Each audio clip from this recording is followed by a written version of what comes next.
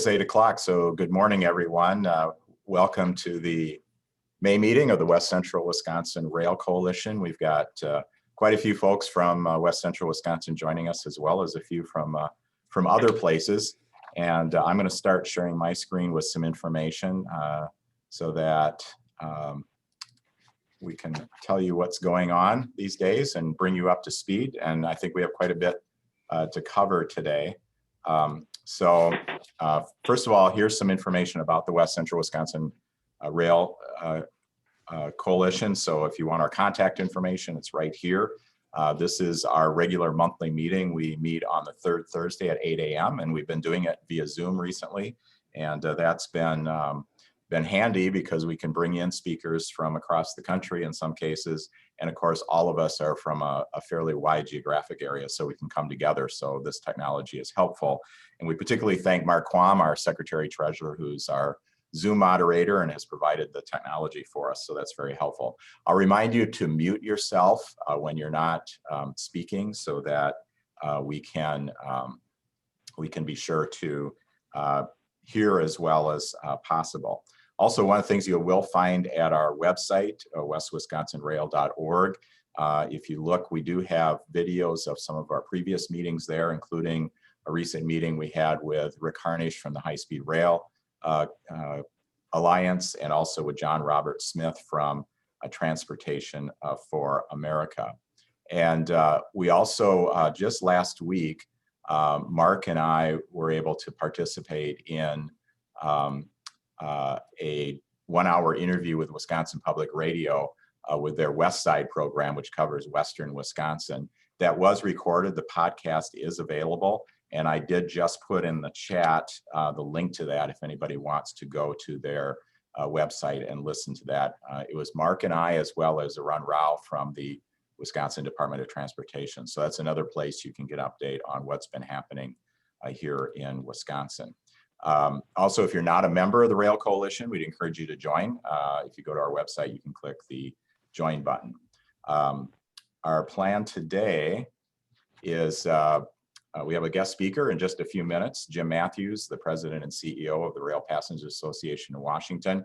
I am going to start out with a brief update on what's going on here in West Central Wisconsin with our projects to get passenger rail service started. We'll plan to have our Q&A at the end. So if you have questions, put them in the chat if you would, and then Mark and I will watch for those and make sure that we try to get to them as we get near the end of our time today. A little bit about the West Central Wisconsin Rail Coalition. If you've not joined us in the past, we've actually been in existence since 1999, originally as a committee of our Regional Economic Development Organization, Momentum Chippewa Valley, which is also now known as Momentum West here in West Central Wisconsin. Really, the impetus was economic and educational leaders in our community believing that for a long-term regional strategy, that a balanced transportation system would be important for our economic growth. When we talk about West Central Wisconsin, we're primarily talking about the corridor from Eau Claire County, where Eau Claire is, through Menominee, Baldwin, and Hudson into the Twin Cities. And as I mentioned, business community has been very interested in this. We've seen one of the reasons we are interested in having passenger rail service is so that we can attract and retain talent in our area. We have a workforce shortage here, and we believe that passenger rail service will help us to make it an even more attractive place to live and have connections to places like the Twin Cities. Our efforts over the years have centered on some things like making sure that we are in state planning documents, like this is the map from the state rail plan in Wisconsin, which you can see shows a line through Eau Claire, Menominee, and Hudson. That plan is actually in the process of being updated right now. And then the Minnesota rail plan, because of the hub effect around Minneapolis, St. Paul, and the economic reach into West Central Wisconsin, also included the St. Paul to Eau Claire route as a phase 1 route as they build out their system. So as we looked at that, one of the things our coalition has done is we know that just getting lines on a map isn't enough to get passenger rail service. And we've tried to look at what's been successful elsewhere or what can we learn from that we might be able to apply here. We have seen things like Brightline developing in Florida, where a significant part of its effort is the development around the stations and the economic activity that creates and benefits the service. We've seen another mid-sized city in central Illinois that has a state university, which is similar to our situation here in Normal, Illinois, where they had a major station development, have had significant economic activity around that, and have significant passenger rail ridership. And then we've also seen where commissions and authorities in local areas have either been very effective in moving the ball to get rail passenger service, and in many cases to locally manage it and make it more successful that way. So we put together a passenger rail organizing council a few years ago. Dave Christensen, who had retired from Minnesota DOT, a Wisconsin native, volunteered to help head that up. We have some of those members on the call today, and really started to develop what could we do in terms of pursuing some of these things. And the result was to develop a business plan that envisioned having a public-private partnership with a private developer, operator, and marketer of the service, who would have the motivation to keep costs down and increase revenues, increase ridership.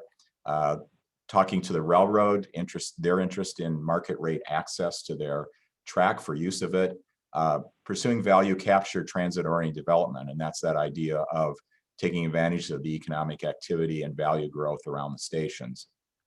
Figuring out what kind of governance structure, particularly the public side, and then making sure that there would be eligibility for federal grant programs. Corridor Rail Development came to our attention about 3 or 4 years ago out of Chicago, an organization that primarily had worked on financing of rail cars and those sorts of things, interested in expanding their reach to become a developer of passenger rail service. And so we've been talking to them about being a private partner. And this is the route we're talking about, the Union Pacific, former Chicago Northwestern, from the Eau Claire, Altoona area through Menominee, Baldwin, Hudson, Stillwater, and into St. Paul, and eventually Minneapolis. Union Pacific has made substantial investments in this line over the last 10 years, including PTC signaling, and has been open to the idea of passenger rail service under the right terms. Our Regional Planning Commission developed a value capture paper for us on how we might pursue a passenger rail service and that concept to help finance it. And so basically the service outline we've talked about is having an auto-competitive, reliable service 4 times a day between Eau Claire and the Twin Cities. Of course, talking about the advantages of passenger rail service, where you gain the time, you can enjoy food, drink, Wi-Fi, bringing Minnesota tourists to use our bike trails, and having fares. At this point, if it were operating today, we're guessing the fare typically would be $25 to $35 for the full route. So our next steps really that we've looked at, where we were on that business plan, was to complete our financial due diligence and confirm an MOU with the Corridor Rail Development. We are nearing that. Union Pacific asked us to complete an engineering study of the line to look at the operating characteristics, any capital improvements that might be needed, as well as working with their freights, and then try to establish what we talked about in terms of a local governance body. We also want to point out that we really view this as phase 1 of a long-term project to be on a Chicago to Twin Cities route, so that we can also go east to Milwaukee and Chicago. So here are some quick updates on developments. One is to develop a local governance body. The Chippewa-St. Croix Rail Commission has just been formed. Over this past winter and earlier this year, we had the counties of St. Croix, Dunn, and Eau Claire, and the municipalities of Altoona, Eau Claire, Menominee, Baldwin, New Richmond, and Hudson pass resolutions to establish the commission. And actually the next meeting of the commission is today at 3:00 p.m. So each of those entities passed a resolution saying we wanted to create this commission and have intergovernmental agreements. And the purposes are in the resolutions as well as to the reasons for establishing the commission: to identify public benefits, support and facilitate initiatives to implement passenger rail service, pursue transit-oriented development, foster cooperation among Minnesota and Wisconsin governments, agencies, and others. Look at local planning, including things like zoning, environmental safety, and regulatory related requirements. And then in current and future planning processes that might be happening in Wisconsin, Minnesota, FRA, the Midwest Corridor Study, local MPOs, and others. So that has been moving forward. Corridor rail development is in the process of finalizing a contract to begin the engineering study with HDR. Last year, they agreed that they would take that on and fund it. And they also have, and they are planning to sign that contract this week. And we're looking at the study beginning in June. And also they have told us they will begin work on a prototype train set for passenger rail service in our region that they expect to take 9 to 12 months using refurbished equipment to establish. So this is what the HDR study includes. It's to develop a rail operation simulation model to look at what's going on with the traffic on the line, develop a conceptual infrastructure plan, look at the capital improvement cost estimates. It's going to take about 4 months. It was contracted by Corridor Rail. And they did include the Rail Coalition and the Commission as non-signatory principals, so we can actively engage in that study. Another development is the TCMC project. This is the effort to have a second train between St. Paul and Chicago, which Minnesota, Wisconsin, and Illinois have been working on. They're close to finalizing the funding for that. And one of the aspects of that is to have shuttle connections, much like successful states like California have done, where you take offline cities not directly served by the train and connect them into it, where you could, for instance, this would be an Eau Claire to Toma shuttle, where you could literally buy a ticket, an Amtrak ticket from Eau Claire to Milwaukee, for instance, that would include your shuttle ride to Toma. We also have talked with WSDOT about whether we could work on getting a shuttle started to the Empire Builder sooner than the implementation of TCMC. Right now, the timeline on that is for TCMC is 2024. The other one, which we're going to hear about more from our speaker today, is the Biden infrastructure plan and other national initiatives that would expand passenger rail service. We know that the U.S. Secretary of Transportation and the president have both talked about the value of developing rail, and the American Jobs Plan envisions $80 billion in increased investment in passenger and freight rail. And that Amtrak, as partly a result of that, announced a vision for additional routes it could add, which does include the routes through Eau Claire. And if you actually look at it, looking back at the Wisconsin Rail Plan, where planning has been done as to where passenger rail service should operate in Wisconsin, you'll see that the Amtrak Connexus plan is very similar to that. So that actually brings us to, and I'd be glad to answer any questions as we get to the end today, but that really brings us to really looking at that whole question of passenger rail service nationally, what's going on in Washington.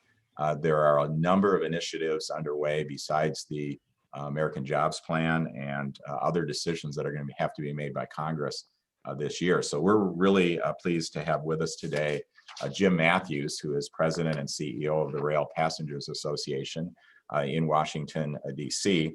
RPA is a nationwide 501c3 nonprofit advocacy group. They were formed in 1967. Jim joined RPA in 2014 and previously had a 26-year career at Aviation Week and Space Technology magazine. And watching what Jim's been doing with RPA in Washington, he's been leading a reinvigorated advocacy and legislative effort to make rail an economic engine in the communities it serves and a transformative mode in our changing transportation landscape.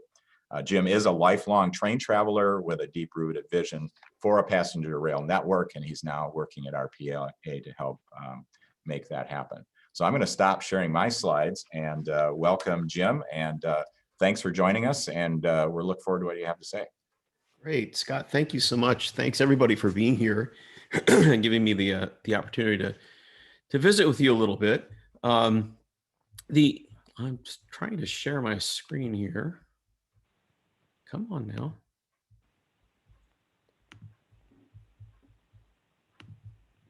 Let's see.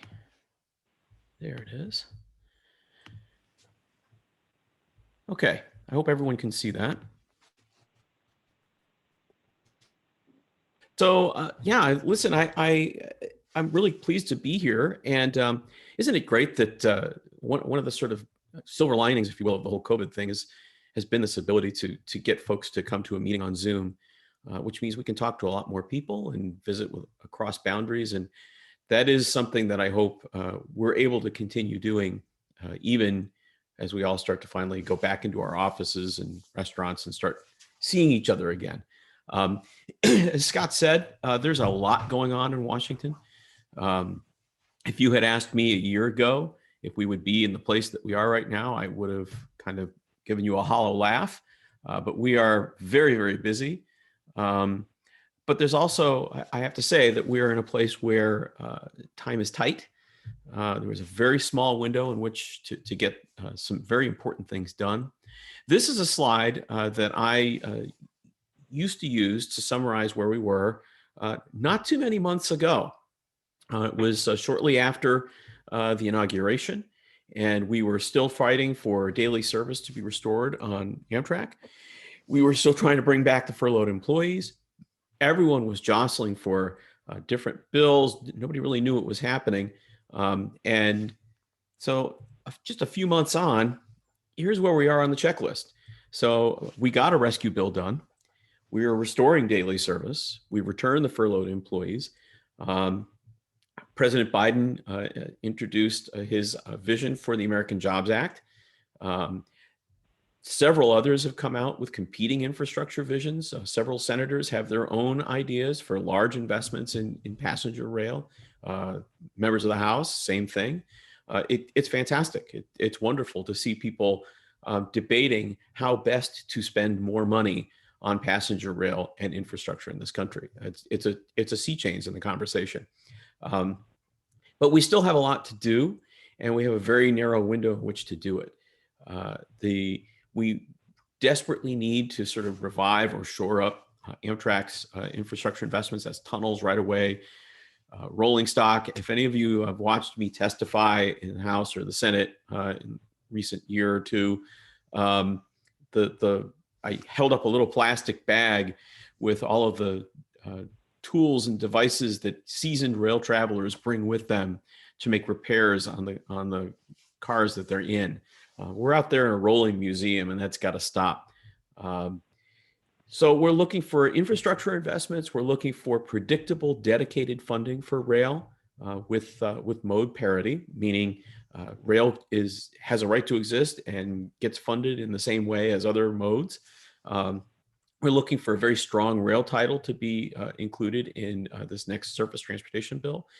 We really want to see the House version of the Surface Transportation Reauthorization that was introduced last year. That's called HR 2, the Moving Forward Act, the Moving America Forward Act. We want to see that reintroduced, but even strengthened and added to.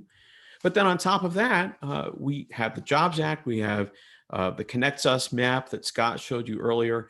There's a lot of conversation and a lot of sort of jostling around for attention. It's good, but it also can lead to some of us losing focus on what we need to get done in the next few months. And what's happening in the next few months is pretty key. You've all heard of the FAST Act, I hope. That's the 5-year policy bill that lays out surface transportation policy for the United States. It was supposed to expire last September. Because of the election and other things, Congress passed a 1-year extension. So now it expires this September. So that is really coming up quickly. And right now, on top of the reauthorization, we've got folks getting confused because there are other infrastructure plans that may be related to the reauthorization that are also floating around out there. The details of the Senate Democrats' plan haven't really been released. The Senate Republicans' infrastructure plan is fairly anemic. It's only got $4 billion a year for both passenger and freight rail investment. The House Republican infrastructure plan, it's $400 billion for highways, safety programs, zero for passenger rail. So lots of competing ideas out there. In the meantime, the Senate Commerce Committee is working right now on their draft of the Surface Transportation Reauthorization Bill. That's the 5-year policy bill that I just talked about. They are likely to go to a markup in June, which means that whatever is in that bill, we're going to start to see it in public in just a few weeks. And the process of getting things into and out of that bill will be very much about amendments. That's why we are at this sort of crucial stage here in really the next, I would say, less than 30 days, because this markup really is only weeks away. We're telling folks that senators need to hear from mayors and civic leaders and sort of that grass tops level. They've absolutely heard from advocates. Our members have done a great job of meeting with their congressional delegations, making the calls, making the visits, even virtually. And of course, my staff and I, we have been in nearly constant contact with Senate Commerce staff, key Senate Commerce members, to really sort of push this forward. They've heard from us about the strong case for passenger rail as an economic engine in the communities that it serves. And we have, as an association, we've done modeling to demonstrate this. We can show fairly compelling numbers for how much you get out of your investment into the economy from spending this money. And the senators are receptive, and the staff is receptive. But one of the things we're hearing is that they are not hearing from their local leaders. The senators are not hearing from their mayors. They're not hearing from their planning organizations. They're not hearing that sort of groundswell of support that they're looking for, particularly for the Amtrak Connects Us map. I think a lot of folks are confusing the Amtrak Connects Us vision map with the Biden $80 billion American Jobs Plan. They're two separate things. They're related. One would certainly enable the other, but they are two separate things. And I think a lot of folks have sort of sat back and they're waiting for the American Jobs Plan to take shape or be introduced in Congress or something. But the reality is, right now, there doesn't seem to be a lot of appetite in either the House or the Senate to do a bill that looks like the Biden plan that we all saw unveiled in Pittsburgh. And that would be $80 billion to spend on rail. It would be terrific. And $80 billion over 10 years. So that's important. And we're hoping that'll take shape. But in the meantime, what's right in front of us is this 5-year reauthorization that is taking shape. And we need city leaders, MPOs, folks like that, to reach out to your senators and to ask for these two things: the inclusion of a strong passenger rail title with adequate funding to address state of good repair backlog and the aging rail fleet, and the creation of new federal programs to fund additional frequencies in passenger rail corridors in regions that are either underserved or unserved entirely, like Western Wisconsin. Those programs could be made part of the FAST Act reauthorization, should be made part of the FAST Act reauthorization. And senators are working on it literally as we're having this meeting this morning. So they've heard from the advocates, but what we need is for folks, our advocates, to now ask their mayors and ask their civic leaders to in turn reach out to the Senate Commerce members particularly and say, this is something that's important to our community. Why is it important to our community? Well, we know that it generates a strong return on investment. I like to describe it as a return on equity for the taxpayer's equity. Generally speaking, we have modeled out that Amtrak returns to the U.S. economy between $7 and $8 billion every year for the 1.9 or so that we generally spend on it. And that's a terrific return on investment. We've been able to model that in communities all across the country. And whether you look in small towns or you see big cities, it comes out the same. You see a direct correlation between increased ridership and increased frequencies and economic development. Anywhere from 4 times, 6 times, sometimes it's even 10 times the amount that's spent on the service. It actually has an outsized effect on the smaller communities. So it doesn't take a lot of spending to make a really big difference in some of the smaller communities, places like Cut Bank, Montana, or Las Vegas, New Mexico. So when we look at the Amtrak Connects Us map, and you look at 160 new destinations that could be added to the Amtrak service, you have to look beyond the tiny fraction of money that would be spent to do that, which turns out to be fractions of 1% of GDP, and look instead at what would come back out of it. And again, if we think that it's anywhere from 4 to 7 times what you would invest to create that service. So the American Jobs Plan talks about 80 billion. So you're looking at potentially 4 to 7 times that amount that could come back into the economy every single year. If you look at the Amtrak Connects Us map, we don't know necessarily what that would cost to do. But we know that the American Jobs Plan levels of spending would get a lot of that map done. So whichever one you look at, the potential is there, and it's very enticing. But again, the trouble with that is that we have this conversation about the jobs plan. In the meantime, we've got a reauthorization that's on the table right now that's going to be marked up here in probably 2 or 3 weeks. So we do need to make sure that that reauthorization sets the stage for the correct conversation. We think the correct conversation is the inclusion of a strong passenger rail title, adequate funding for state of good repair and investment in new fleet, and the creation of new federal programs that allow us to do these corridor developments all across the country that we desperately need to do. That's a lot like H.R. 2 that was passed in the House last year, but we need to make sure that we get that done. So the senators really need to hear from their mayors and their local civic leaders. Why is that? Well, we do have a very strong pro-rail coalition in place right now. Particularly in the Senate and the Senate Commerce Committee.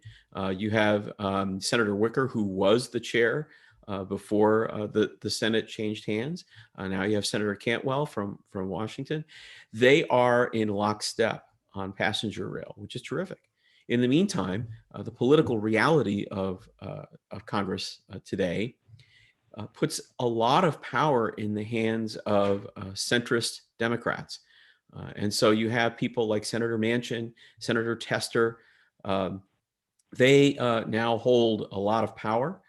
And it just so happens that they care very much about infrastructure investment in rural America and infrastructure investment outside of what we'll call the Northeast Corridor. That means Empire Builder, Daily Cardinal, Daily Sunset. They're all going to get a lot more attention and love in this session. Just because that's where the political power is right now. And that is, I can assure you, that is actually happening. There's a lot of conversation happening behind the scenes about the builder, about the Cardinal, about the Sunset, particularly a Cardinal with Senator Manchin. I don't think anyone would be surprised to learn that. So rail is very much front and center in the conversation these days. And that's a good thing. But it's not just true in Congress. The administration came in with a pro-rail, anti-status quo mindset. Everyone kind of makes a big deal about Amtrak Joe. And it's true. We have a president now who is probably more familiar with rail than possibly any other president has been for many, many years. But you have to look beyond that. You have Pete Buttigieg, who you see here in a picture with our Summer by Rail intern, Elena Studier. Some of you may remember we sent our intern on an around the country trip to highlight the benefits of passenger rail in these communities. And she was on the road for 45 days. And then she briefed the U.S. Conference of Mayors. And one of the mayors happened to be now Secretary, then Mayor Pete Buttigieg. So he has been a long time advocate for rail and rail investment. This is not new to him, and you've seen him make a lot of public statements supporting rail and rail investment since he became secretary. The DOT deputy, Polly Trottenberg, New York City Transit, Polly is a long time supporter of rail. Amit Bose, again, from the Federal Railroad Administration, strong supporter, was the deputy under the Obama administration, left for private industry, has come back in, strong passenger rail supporter.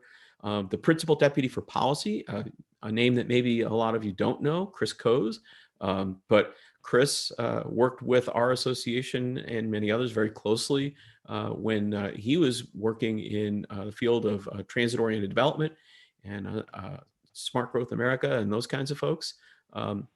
So all up and down the line, you have people that are interested in and committed to passenger rail investments as transformative investments.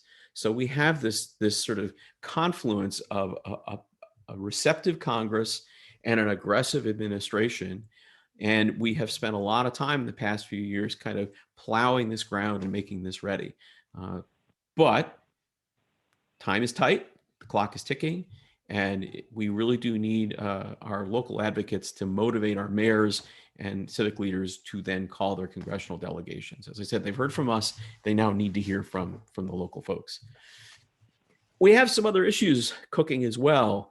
The association is also working very hard on-time performance, because one of the big knocks that you'll hear from anti-rail folks is, well, why should I bother investing in rail? It's never on time. It's always late. On-time performance got a lot of attention last year because the Supreme Court cleared the way for the Federal Railroad Administration to publish its metrics and standards for on-time performance. Those were published and are enacted late in the Trump administration. And so the Surface Transportation Board is now gearing up to be the place where these kinds of cases are adjudicated. And so there's a working group in place to prepare for metrics and standards cases that will come before the board. Where at the association, we're helping in that process. Gulf Coast restoration.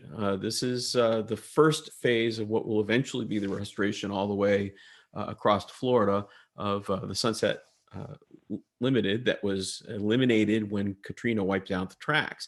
Well, it's been 15 years. We're ready. The tracks are in great shape. And we were on the cusp of getting this thing done. And CSX threw up a monkey wrench. And so Amtrak has petitioned the Surface Transportation Board for an expedited hearing to move this thing forward. And we have filed a motion in support of that in the STB as an association. Rural mobility. This is important. The DOT has asked our association for input on a long-term rail plan and legislative language for rural mobility. In other words, if we are going to make investments along the lines of the American Jobs Plan or along the lines of the Amtrak Connects Us plan or any of the other sort of competing but similarly aligned visions, what does that look like? And not just in terms of the map, but legislatively, what does that look like? What needs to be put in place to make that happen? We had a very long, very thoughtful conversation with DOT where they were looking for our ideas on that subject. And they also wanted our legislative language. We were happy to provide it. Rail Safety Advisory Committee, we're very active there as well. We are working right now on a clean indoor shared air post-COVID. Because as you know, one of the sort of the consumer facing issues facing the reopening of our surface transportation system is the reluctance to get into vehicles, whether they're buses or trains or even airplanes, with other people after spending 14 months afraid to be around other people breathing their air. The reality is that public spaces include shared air, and we need to make that air clean and safe. There are technologies to do that, but there's also a lot of snake oil out there. And I'm involved. I'm actually the co-chair of something called the Independent Shared Air Scientific Research Board, which is multidisciplinary. And we are engaged in trying to use the best science and the best evidence to find the best technologies and approaches for addressing the shared air problem. when we believe that a multi-layered approach to shared air can drive the statistical likelihood of infections down to but you have to use a multi-layered approach, and you have to be willing to constantly iterate and add new technologies and new approaches as the science improves. Mask mandates. I was sharing with Scott and Mark earlier, was involved in a meeting earlier this week with DOT and other industry groups on how to apply the CDC's guidance last week on lifting the mask mandate in public versus non-public spaces. Because as you know, we still have to have masks where we're supposed to wear masks while we're riding public transportation of all kinds. And so this has led to sort of confusion among some of the employers and operators out there. Well, my rail car is a public space, but it's a workplace, and the workplace restrictions are down, and what do we do? So they've put together a listening group to get some feedback on that. And we participated in that earlier this week. So there's a lot going on around rail and transportation in Washington, and not all of it is getting written about in the paper, but it's a very, very busy time. Priorities and key dates. Look, we're working a lot harder on lots of things other than just daily service and putting real food back on the trains. Both President Biden and the DOT Secretary, Mayor Pete, have promised transformational change. As I said earlier, we have all the right ingredients. We have all the right people in place to maybe make that happen, but it's going to take a concerted push from a lot of folks, including folks on this call. So our appropriations goals, because there's an appropriations bill that's going to get done as well here, we want a national system to be enshrined in the appropriation. No more of this pitting the national network against the state supported services, against the Northeast Corridor. We need to recognize that the inherent efficiency of rail comes from that interconnected network effect. We need to address state of good repair backlogs. We need to include high-speed rail, not just in planning, but we have to start getting our investments caught up. We want, as I said earlier, parity with other modes, on-time performance, the metrics and standards framework. We want a multi-year appropriation. This is possible. It's been done in other areas, and we think that when you look at something like rail, which is decades of capital investments, you got to have a longer-term horizon, and that means a multi-year appropriation. The FRA's regional rail corridor development studies, we as an association participated in developing those studies. The Southeast study, the Midwest study, those are finally getting dusted off and released to the public. We want to see that process accelerate, and we want to see that process used to justify investments regionally, because there was a lot of good work done there, and that can be used to kind of underpin the investments elsewhere. We also have got to begin investing now in a new national rail fleet. We do not have enough rolling stock today, and we're not going to have enough rolling stock to expand service. And so when we're talking about expanding service even 10%, we would quickly run out of rolling stock. So we have got to get that going now. And so that's from a document we call the Blueprint, the Rail Passengers Blueprint. We have briefed our blueprint to House and Senate appropriators, and they have asked us for legislative language around some of these ideas, which we have happily provided. So this is our part of our package for appropriations. That's for the spending bills. Now, in the authorization, as we talked about earlier, we want a strong rail title. We had a strong rail title in the FAST Act. HR 2 from the House bill last year had a strong rail title. We don't know what's going to come out this year. We have been briefing the House Transportation and Infrastructure Committee. We have been briefing the Senate Commerce Committee. Both committees have asked us for our input and our language. So we know what we have provided them. We don't know what's actually going to emerge in the bills. As I said, the Senate is going to start marking up here in a couple of weeks, so we will see that soon enough. We have got to advocate right now for a strong rail title in that Senate version of the bill. And we need that sustained investment and vision for new corridor investment. We also want to see support for intercity passenger rail commissions. Scott talked about this earlier about models that have worked around the country. And certainly having these interstate passenger rail commissions has been a good model for promoting, developing, operating passenger rail. They work as funding vehicles. They can apply independently for federal government funds to operate services. That's a good way to get around some of the parochial stuff that we've seen elsewhere in the country, where one city can throw a monkey wrench into a multi-state rail project. We also want to see this came from the House's HR 2 bill last year, and we want to see it repeated this year. Changes in the Amtrak board. We want to see better representation of national network and rural communities on the Amtrak board. We think that the board needs to be much more representative of the traveling public and the stakeholders, to include labor, that really do have a role to play in passenger rail and in Amtrak. This was a provision that was in the House bill last year, and we want to see that reintroduced this year. So here's the checklist. It's budget season, and we have made our way through those first 4 items. We're in that sort of April-June timeframe right now. House and Senate budget committees are supposed to report concurrent resolutions on the budget, on reconciliation, on appropriations. Well, we haven't seen that happen on schedule for more than a decade. And with COVID relief and extra spending kind of floating around out there, we're going to have to watch this happen in a piecemeal way. But that's okay. We've learned to live with it. On August 1st, the debt limit comes back into play. That will potentially shape rescue funding, stimulus funding, infrastructure funding. September 30th, as I said, the FAST Act is going to expire, and so will the Transportation Security Administration's authorization expire. That's going to need to be addressed.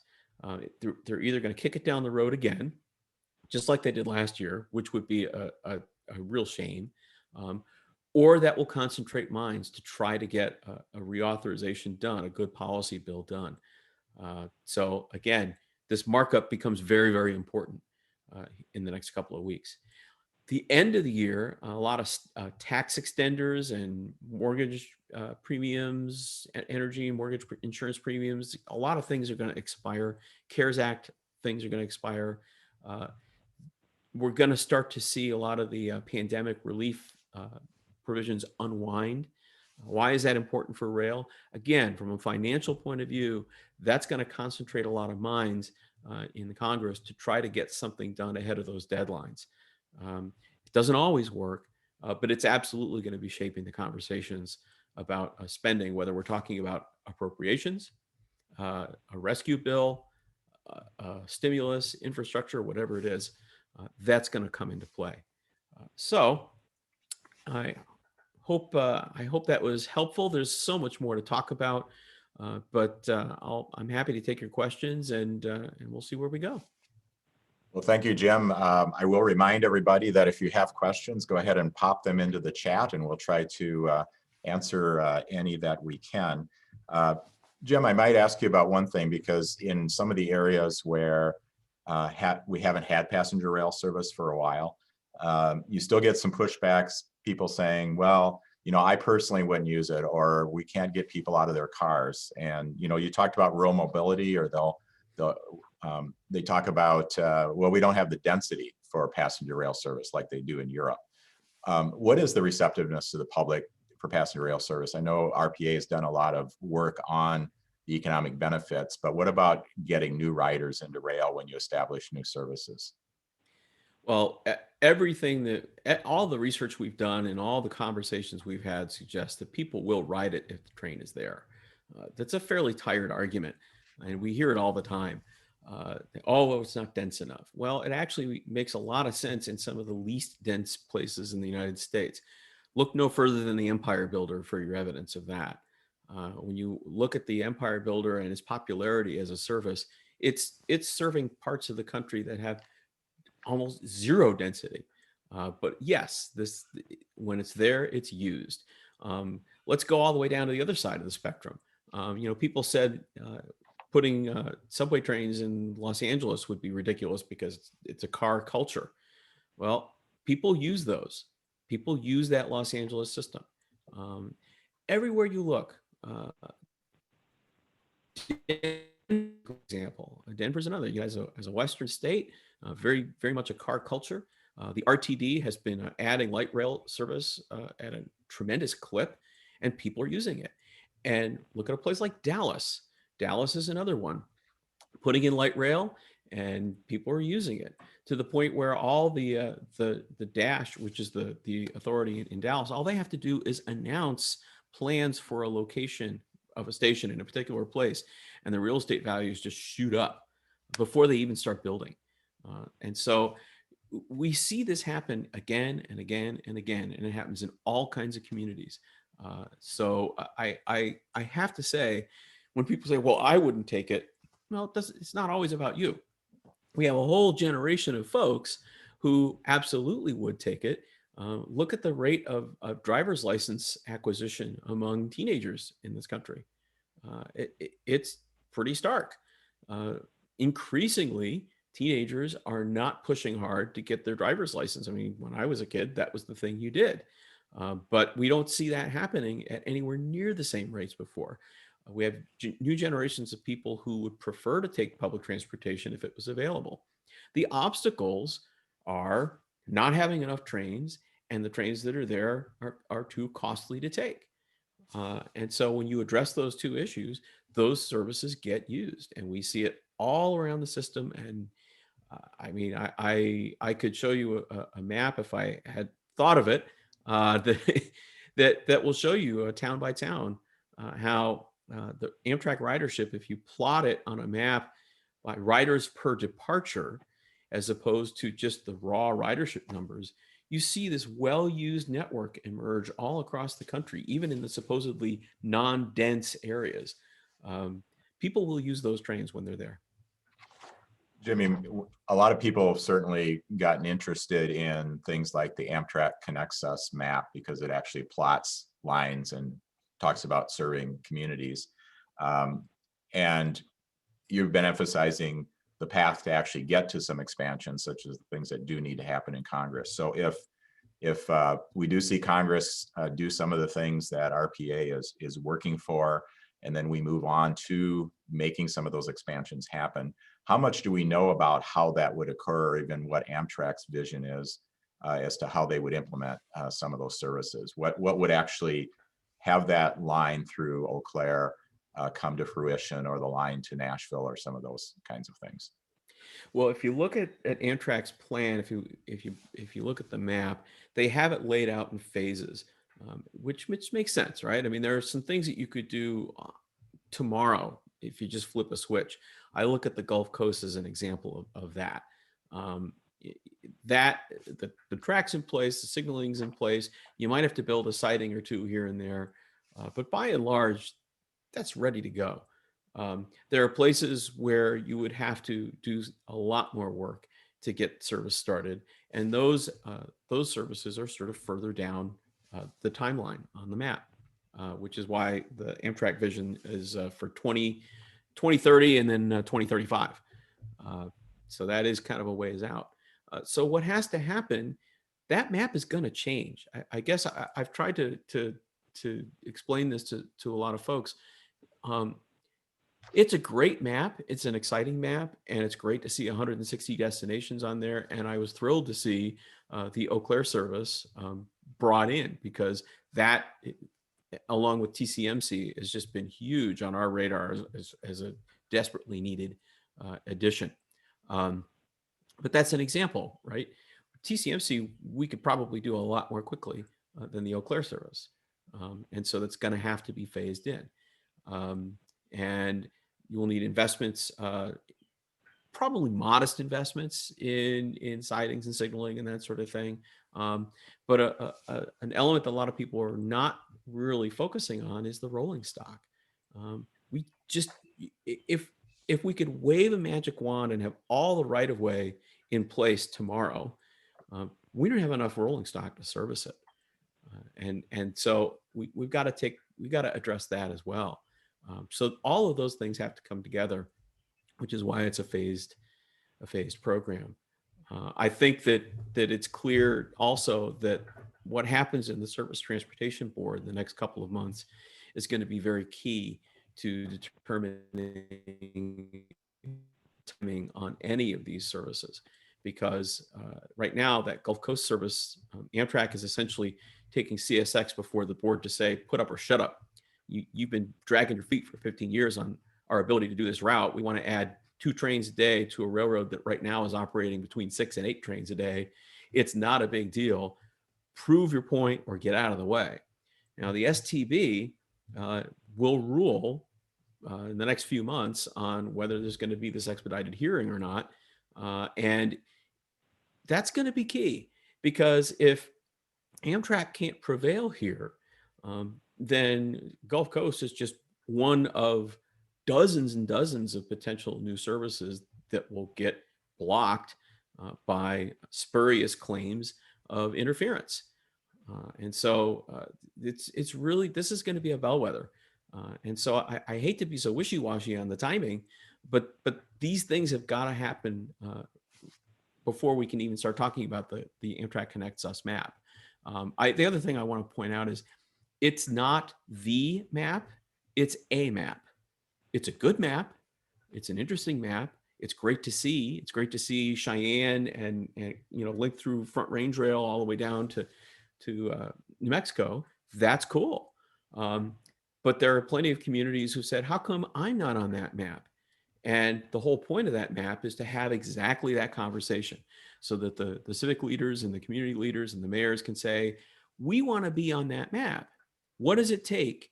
And so the timing could change depending on who kind of gets to the front of the line. So that's another element on the timing of those routes. You could have a lot of civic energy around a particular route, and those folks might push ahead to the front. So that's a very, very fluid situation on the timing, because it is as much a political and aspirational statement as it is a fully baked architectural plan. We're starting to get some questions in the chat too, and I do want to ask one other one that's sort of related to getting and sustaining new services, and that is, I don't know if everyone knows that there's sort of a 750-mile rule that if you have a service under 750 miles, essentially the state has to guarantee 100% of the support for it. If it's more than that, it's a national service, but then Amtrak seems not that interested in those kinds of additions. We hear from public officials that in every other transportation mode, there's formula funding where oftentimes the federal share is substantial, or at least over 50%. And here with rail passenger service, it's 100% local or state. Any path to changing that, or how does that play into being able to expand passenger rail service at this point? It's an enormous piece of expanding rail service, because, as you said, I mean, you're looking at, particularly post-COVID, state and local officials are looking at, oh my gosh, I can't pay for firefighters and teachers. And, the idea that states are going to be able to come up with these 100% funding profiles, it's just not feasible. And so that is going to be a huge issue. The good news, if you want to call it that, is that everyone is aware of it. There are proposals floating around in Congress to address that. Some are more aggressive than others.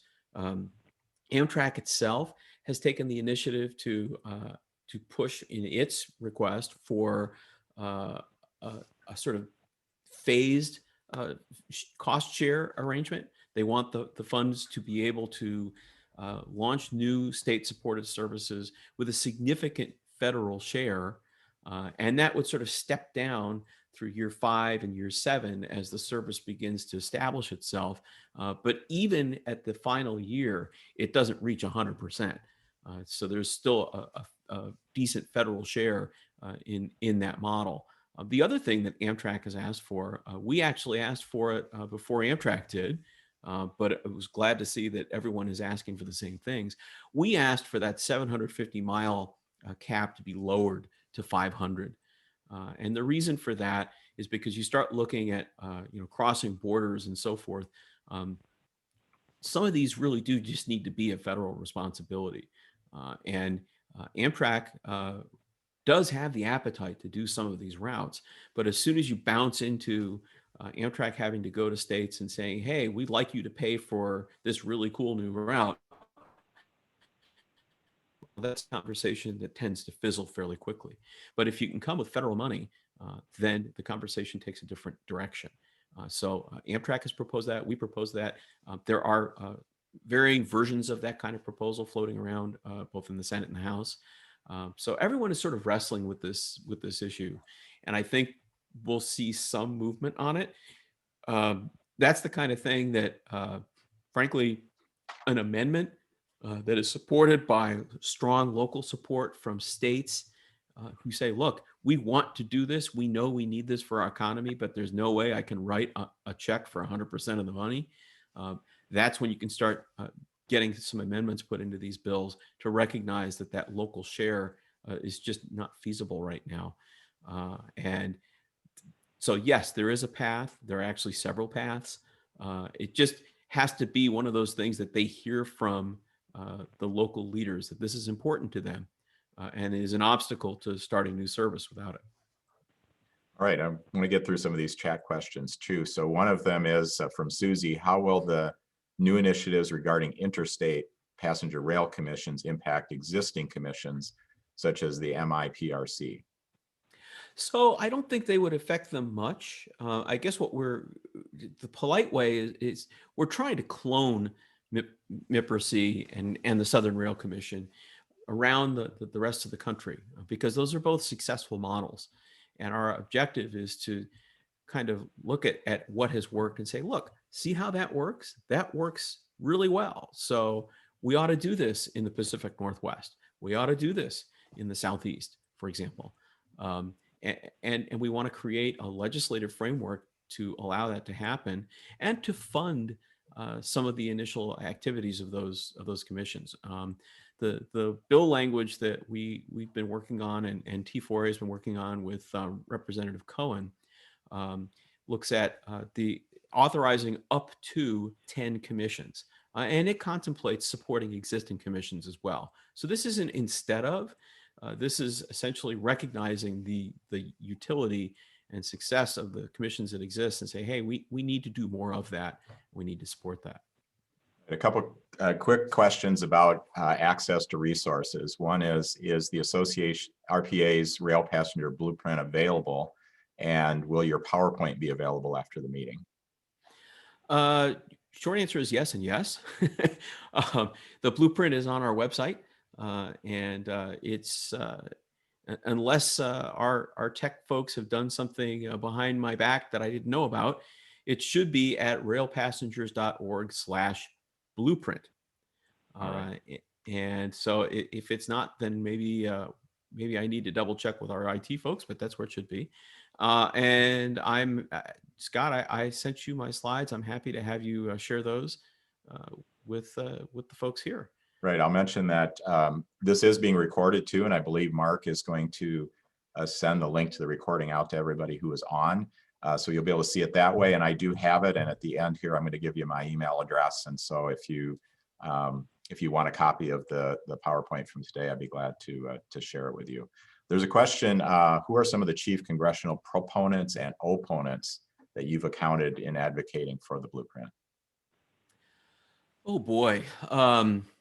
The list of supporters is actually pretty large, and we could spend a lot of time going through it. But certainly, you have on the Senate side, you have strong Republican and Democratic support. You have folks like Senator Daines, Senator Wicker, Senator Moran on the Republican side, very strong supporters. And then on the Democratic side, obviously Senator Cantwell, a very strong supporter. Manchin is like I said, Manchin is in the catbird seat right now. Senator Tester, very strong rail supporter. It's interesting, when you look at I look at Montana as kind of a microcosm. You have Republicans and Democrats who lock arms to support the empire builder. And the reason they do that is because of what the empire builder means to the economy of Montana's Highline. And when you make that case, boy, the partisan stuff just falls away, and it just makes so much sense. And so you see those kinds of coalitions all over the Senate, particularly on the House side. Representative Fazio, the chairman of House T&I, very strong supporter, and his leadership has just been exceptional on these issues. Mr. Payne, of course, who is now the chairman of the Rail Subcommittee on the House T&I, very strong supporter. Our own Representative Seth Moulton from Massachusetts, deep history in rail, very strong and vocal advocate for high-speed rail investment. And he has just been a leading voice. I could just keep going. The obstacles that we have right now are folks like Senator Shelby in Alabama, who's essentially going toe to toe with Senator Wicker over the Gulf Coast restoration. You have some House Republicans, Mr. Crawford, for example, who have bought into and repeat the pernicious myth that Amtrak is supposed to make a profit, which it's not. It's not legally required to make a profit. It doesn't have to make a profit. Just like the CDC doesn't have to make a profit, the National Weather Service doesn't have to make a profit, and the Air Force doesn't have to make a profit. Neither does Amtrak. Not in fact, not in law. But Mr. Crawford, in the last hearing involving Amtrak, made a point of attacking Amtrak for not being profitable enough. And he wanted to set timelines for when particular routes were going to be profitable. Well, of course, as we've been saying all morning, it's not about whether Amtrak makes a profit. It's about the return on investment to the communities. And when the communities, it's substantial. It's anywhere from 4 to 7 times what we spend on it. And that's where the profit goes. The profit goes to the community. But Crawford is one of the stronger naysayers out there. But we have more supporters than detractors, and even among the opponents, we have managed to shift the conversation over the past few years. When I got here in 2014, it was, why do we have an Amtrak? We should kill Amtrak. And now the opponents are saying things like, why is Amtrak so bad? That's okay. I'll work with that, right? If it's, I want to spend this much on Amtrak instead of this much on Amtrak, that's progress. And our coalition of supporters is much wider, much broader, much stronger than it was back in 2014, which is why you see so many competing visions out there for spending on passenger rail and public transportation in the United States. It's really an encouraging development. Jim, we're at 9:03, and I just want to mention for people who do need to leave the call that our next meeting will be on Thursday, June 17th, so we'll let you know about that. I also wanted to include, I just put in the chat the link to the meeting information for this afternoon's Rail Commission meeting if you're interested in that. I also put in my email address if you want to contact me directly. Jim, can you stay on for just a few more minutes to answer a couple more questions? And for those of you who do need to drop off, this is being recorded. So there have been a couple more questions about the Connect Us plan and what process led to that. For instance, it looks like the Wisconsin State Rail Plan, they picked up the routes Wisconsin is envisioning. Minnesota has a rail plan with some phase 1 routes, and those routes are not included. And then, of course, you've already talked, I think, about some of the long distance potential expansion plans, such as through southern Montana or the Southwest Chief to Pueblo and Colorado Springs. So you're not Amtrak, but any insights into how that was developed? And maybe I'll just throw in one more question here because it's kind of related, and that is Jackie asks about what is the role and involvement in civic and community leaders, grassroots advocacy, and helping make those things happen. Okay, so I'm going to go back a little bit. Earlier, I had described the map as somewhat aspirational and political. That was probably unfair. It was a little glib. Yes, I stand by that. I think this is sort of an opening salvo in what really is a policy conversation. That said, Amtrak had a map that was out last September, which looked a little different from the Connect Sus map. That one had almost no relation to state rail plans. And when that September map began to circulate, there were a lot of folks who were responsible for state rail plans saying, hello, excuse me, you need to look at our rail plan. So part of what you're seeing is the reflection of state rail plans in the map. But to your point, not all of them reflected all of the rail plans. Why is that? Some of this is about business decisions. Some of this is about Amtrak saying, hey, you know what, this is something we think we could do pretty quickly. A lot of it is also going to be about, if you'll pardon the expression, political juice. You have to look around the country and see where there is energy and excitement to do a project. The last thing you want to do is to come in as Amtrak, as a federal entity, and try to get people excited about a project that nobody wants to do. And so some of this is about where they feel they've got the enough support locally to push the thing over the line. And so it's a combination of factors. And as I said, Amtrak, they want support for this kind of expansion, but they're not necessarily wedded to this point or that point on the map. If a group of communities comes together and says, you know what, we really need X, and they can make a compelling case and they can push their way to the front of the line, they probably will. Which gets to I think it was it Jackie's question? What is the role of mayors and so forth? It's enormous. And I think, we have to recognize how important it is for a senator or a congressman to hear from their local mayor or group of mayors on these issues. I'll give you an example. Gulf Coast restoration. The Gulf Coast project got a huge boost about 5 years ago when a group of 57 mayors in Mississippi wrote a letter to Senator Wicker saying, this is important to us. We need this for our state. We need this for our communities. This is what it could mean to my town, his town, her town. And those mayors carry an outsized voice.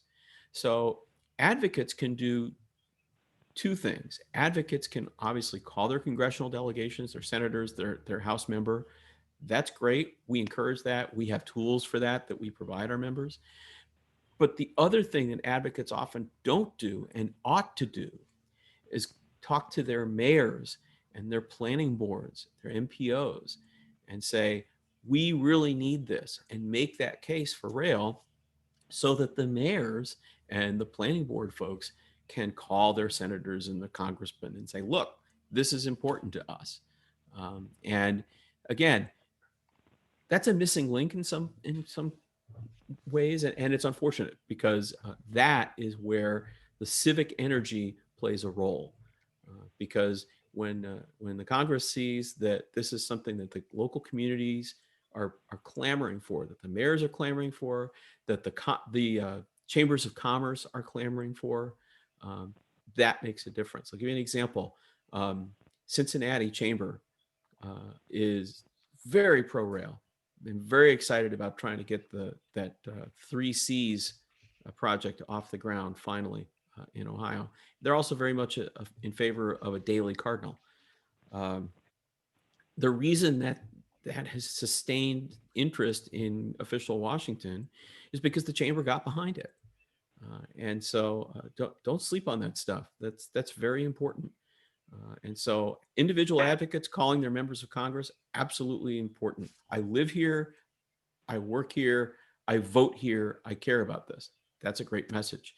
But delivering that same message to a mayor is really important too, because the mayor can then carry that message to the Congress, and that's where the checks get written. Right. Jim, I think we've gotten at least into some of most of those questions, and we're already at 10 after 9, and we kind of promised people this would go till 9. So we certainly appreciate all the information you shared. I have put up, I think if everybody's seen the screen, I have up once again the contact information for the Rail Coalition, kind of 2/3 of the way down. I do have my email address there if anybody wants that, or you want me to send you Jim's PowerPoint. So we very much appreciate your being with us. Jim, do you have any final comments you'd like to leave us with?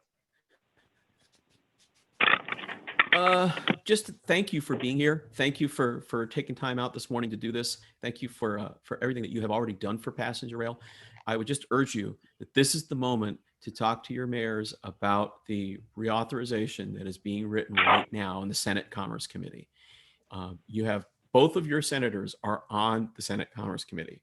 So Wisconsin's voice is going to be pretty outsized right now if you make those calls.